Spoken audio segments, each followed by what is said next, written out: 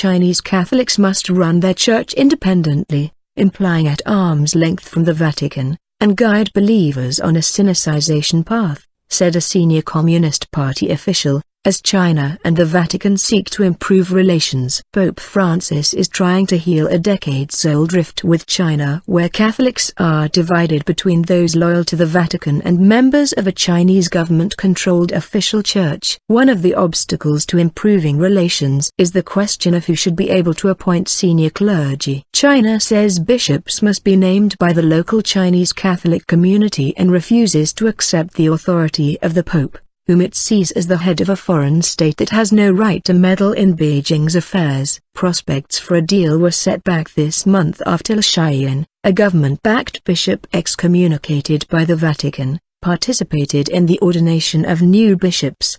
NL5N1E 219p. Catholics should run their church independently and better integrate it into society, senior Communist Party leader Yu Zhengxing told the government-approved Chinese Patriotic Catholic Association and Bishops' Conference of Catholic Church of China. The church should adhere to the principles of self-administration, run religious affairs independently and guide believers to adhere to the Sinicisation path of the religion, said Yu. State news agency Xinhua reported late on Thursday. The Sinicization of religion is likely a reference to bringing religion under Chinese influence. Chinese Catholics must unify patriotism with affection for the Church and unite all believers to contribute to construction of the socialism with Chinese characteristics, said Yu, who heads a largely ceremonial body to Parliament, one of whose aims is to represent religious believers. The Vatican should take steps to improve relations with China,